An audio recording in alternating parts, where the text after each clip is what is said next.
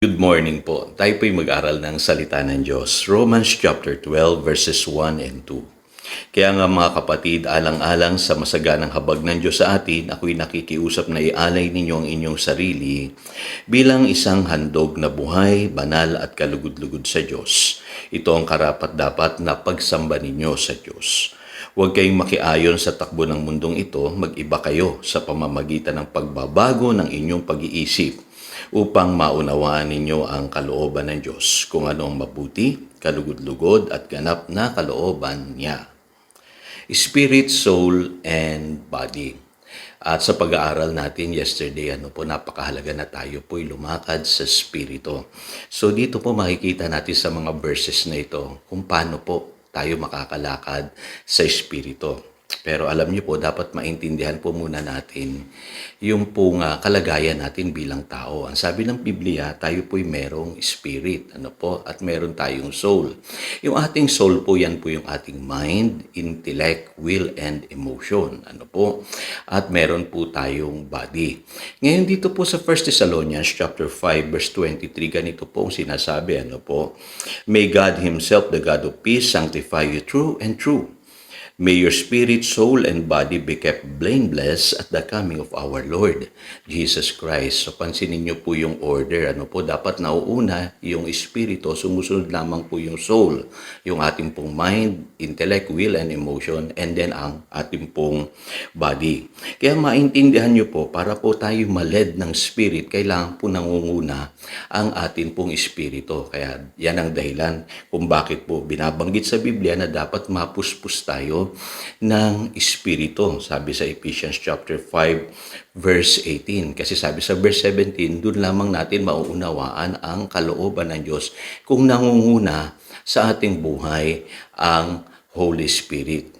Pinangungunahan ng Holy Spirit yung ating spirit. Kaya napakahalaga po ng katotohanan yun kasi sabi sa Romans chapter 12 verse 2, matutuklasan natin what is good, pleasing, and perfect will of God.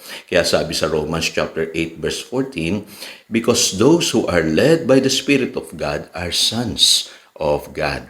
Ngayon naintindihan nyo na kung ano po yung mga terms sa Biblia na be filled with the Spirit, be led by the Spirit. Ang ibig sabihin lamang po niyan, yung Holy Spirit, pangungunahan po yung ating Spirit. Papatnubayan po yung ating binagong Espiritu.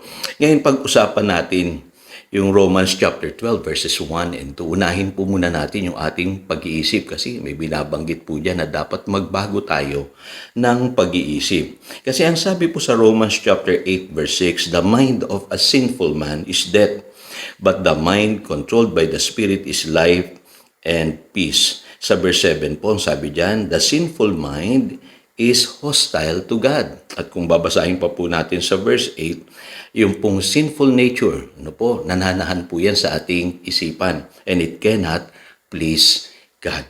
Kaya pag hindi po nabago yung ating pag-iisip, malaki po ang problema natin. Yung pag-iisip natin kasi nakultura po yan. Nasanay po yan dun sa lumang buhay na taglay-taglay natin kung paano tayo mag-isip dati. Kaya karamihan sa atin, kahit born again na, ang takbo ng pag-iisip natin katulad pa rin nung nasa sanlibutan kasi nasanay po yan sa lumang pag-iisip. Kaya sabi ng Biblia, kailangan magbago tayo ng takbo ng pag-iisip. Sabi sa Romans chapter 12, Verse 2, be transformed by the renewing of your mind. Kaya minsan magagalitin ka pa rin, matatakutin ka pa rin. Minsan nag-aalinlangan ka. Meron pa rin tinatawag na malaswang pag-iisip, maduming pag-iisip.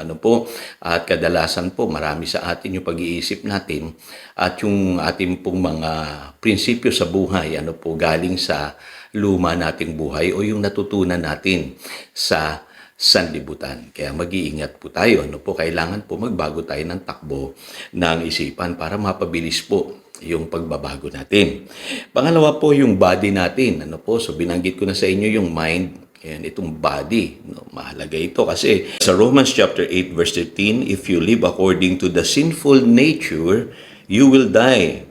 But if by the Spirit you put to death the misdeeds of the body, you will live. So makikita ninyo, yung sinful nature, nandoon din sa ating katawan. Kanina, hindi lamang sa ating isipan. Ano po? Nasa ating katawan din.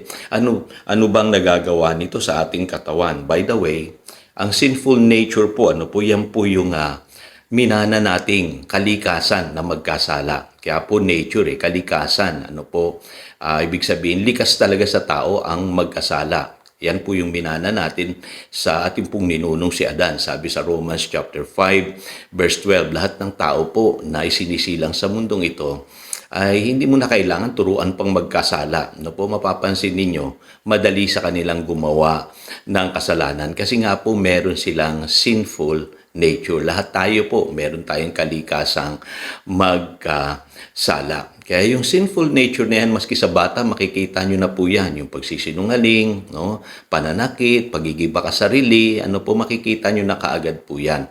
So lahat po tayo, meron po yan sa ating pong buhay.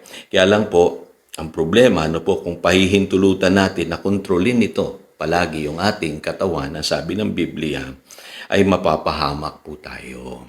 Kaya ang solusyon po, sabi sa Romans chapter 12, verse 1, ano po, offer your bodies as living sacrifices, holy and pleasing to God.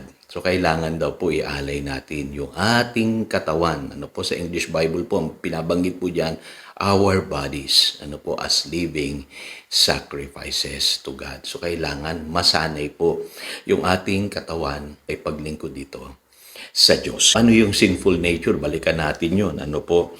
Ang sabi sa 2 Peter chapter 1 verse 4, we are partakers of the divine nature. Ano po? Ibig sabihin, nabago na po yung ating spirito at tayo po ay meron ng divine nature. Kaya yesterday sinabi ko sa inyo, nabalik na tayo in our spirit sa image and likeness of God. Kaya lang po, yung ating katawan at yung ating pong pag-iisip, luma pa rin po yan. Kaya diyan nagkakaproblema po ang marami sa atin. Ano po? Marami sa atin, nakokontrol pa rin ng ating pong lumang pag-iisip at ng ating katawan na sanay sa paggawa ng mali. Kaya doon po nakakakilos po yung ating old nature na tinatawag na sinful nature. At huwag nating pahihintulutan yun. Kailangan po ang mag-take over na po ay yung bagong nature natin, no po, created in the image and likeness of God. So again, ito po si Pastor Jojo nagpapaalala upang daluyan tayo ng pagpapala, manatili tayo sa kanyang salita. Good morning.